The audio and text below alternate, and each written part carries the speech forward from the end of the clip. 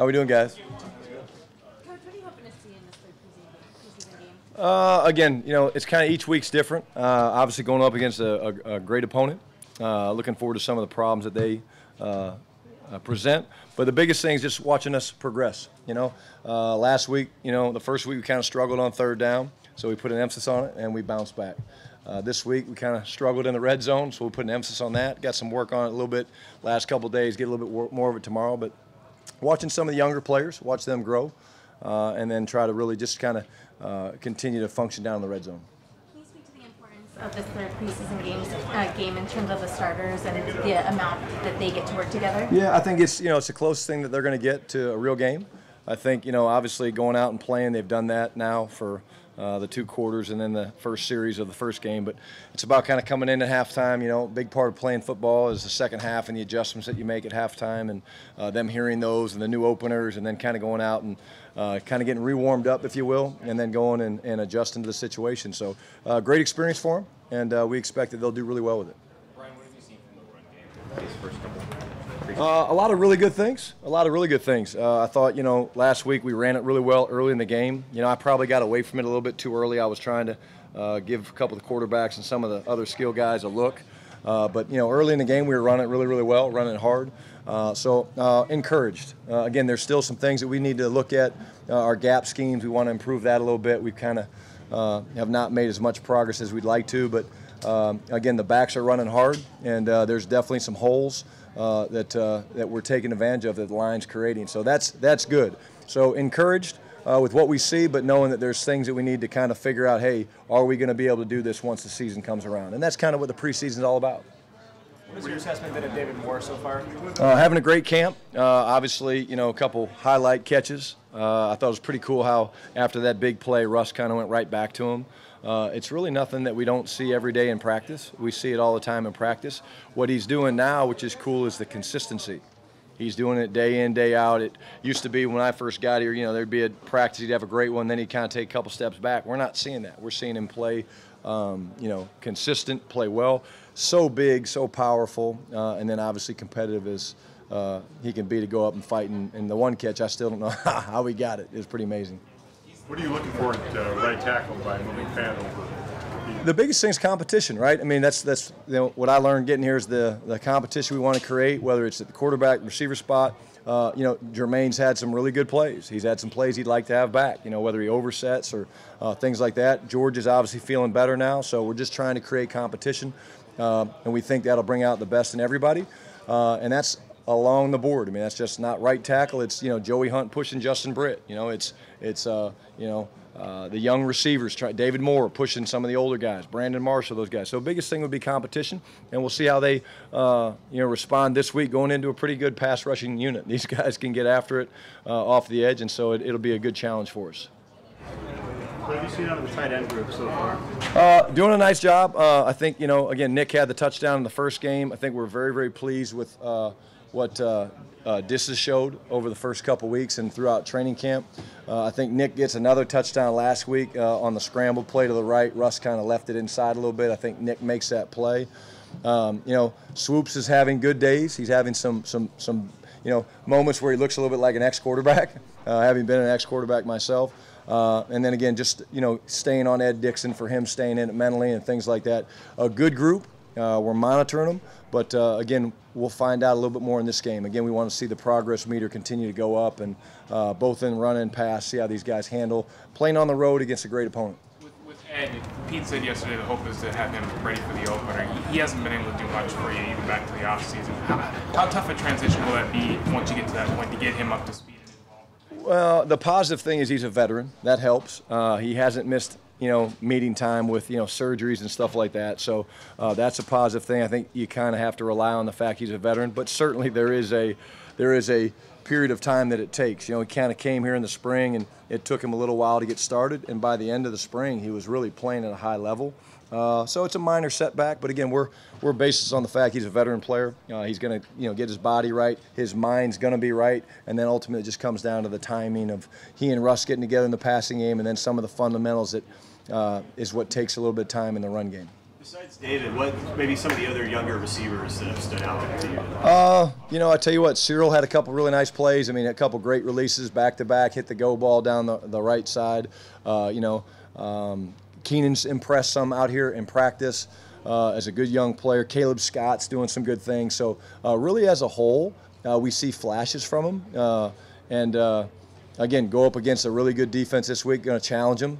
Got some good corners. We'll put them up in their face. But again, that's the other thing. I mean, again, when you're in the preseason, you're trying to do a lot of different things. You're trying to evaluate the run game, but yet you're also trying to evaluate the personnel. Hey, how did Alex Magoo do? Okay, he struggled a little bit the week before, so this week it was more okay. Let's see what he does. So he went out and played well. So that's the balancing act that kind of makes the game different when you're calling it, because you have a mindset of what you want to do, but you're also like, okay, hey, we got to find out about this guy. And that's one of the things that we're excited about with the receiver group, is find out who can win those one-on-one matchups.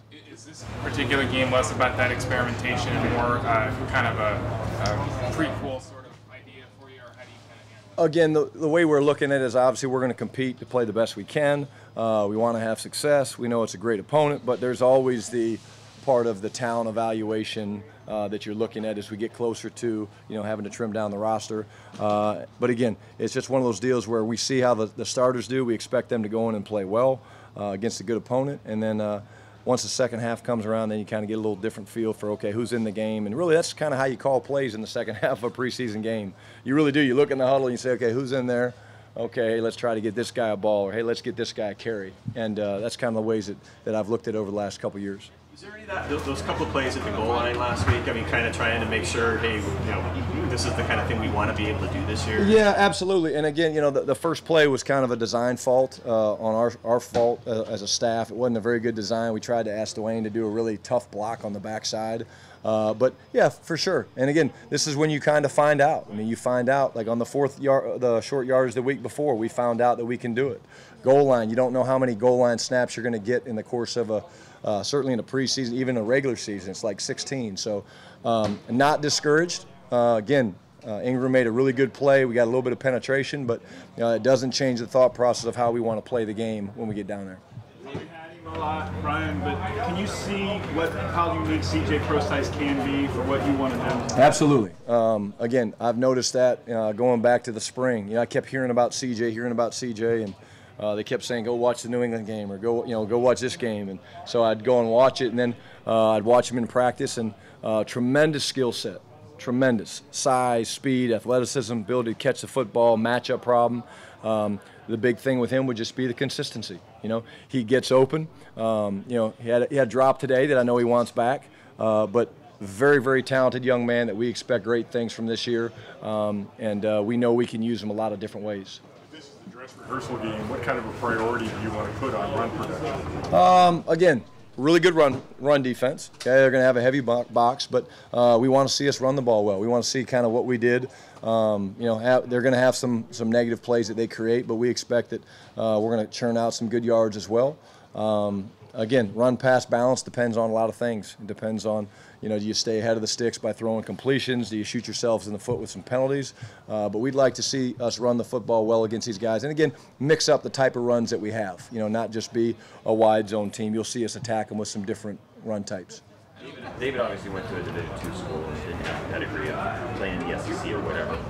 Not specific to him, but in general from your time around the league, are those small school guys having less of a stigma now that they have to prove extra when they get into the NFL to have their opportunity than maybe 10, 15? Yeah, I think that kind of gets thrown out the door when you look at the talent of a guy. I mean, maybe it's talked about a little bit in draft circles or in draft meetings, but at the end of the day, it's football, and if you're a good player at whatever level you play at, you're a good player when you get up here. You got to prove it day in and day out, and that's kind of what David's done. I mean, David's, again, like I said earlier, the fact that Russell, after the big play, went right back to him shows you that he's gaining confidence in David, which in David's world should give him confidence that, okay, hey, I'm doing really good things, and the quarterback's starting to believe in me, and that's that kind of me to you factor where that's where the magic happens in the passing game. Limited number of drives that Russell's played, but how's your kind of back and forth with him gone through the game? What have you learned about the working with Russ? Yeah, really good communication. We haven't had a whole lot of plays. The first game it was more of our inability to convert third downs. This last week just didn't had a couple really good drives, but didn't manufacture a lot of time of possession. But it's been really good, clean. Again, he's kind of getting used to how I call plays, the way I kind of give it to him in terms of the information that's passed. But it's been very, very clean. Great communication on the sidelines.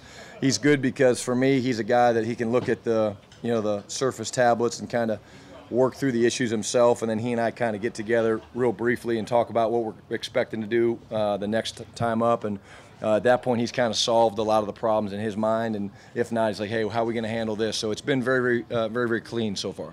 You say the information you give him. Could you elaborate on that? Yeah, I mean, just there's a way you give information, whether it's formation, play call, things like that. And so I do it a little bit different, just in terms of I give him the formation, then the play call. And I always like to give a little last thing that he should hear should be the formation again, because there's certain formations you're going to run things out of. So it's just a good way when you give him the formation, then the play, and then you come back with the formation. It helps him kind of piece everything together and bring that picture to life, if you will. You know, a guy that can, when you can see that picture, it's pretty cool. Do you talk to him right up to the cutoff time? Or yes, 19 seconds, I think, is when they cut us off. Do you leave him alone, or you cut Doctor the whole time? No, once he has it, I leave him alone. Yeah, I don't need to get in his head anymore. He's got a pretty good feel for what's going on. Have you seen Alex kind of better understanding what's going on? I tell you what, Alex, really proud of Alex. I coach him hard. I love to coach him hard because I can't break him. And played great last week. And so I think he's much more comfortable with what we're doing. We're trying to, when he's in the game, we're trying to do certain things that feature his skill set, and so probably did a better job of that this week as a staff, myself included, calling the plays. But very pleased with how well he played in this last game. And again, he didn't get the touchdown pass. I guess Malik took it, so we're going to find a way to get him a ball. Malik, it was both their first touchdowns, and Malik took the ball, threw it over the sideline. So Alex said he could have it, I guess. So shows he's a good teammate. Well, you mean like how featuring his skill set?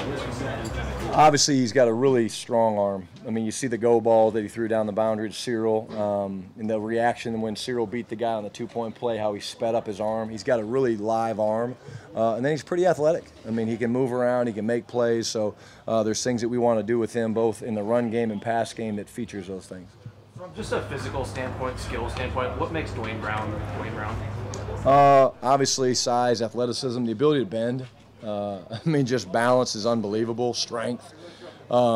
Just extremely talented young man. I mean, there's, he works. It's been fun to watch him again get with Coach Solari and learn some new techniques.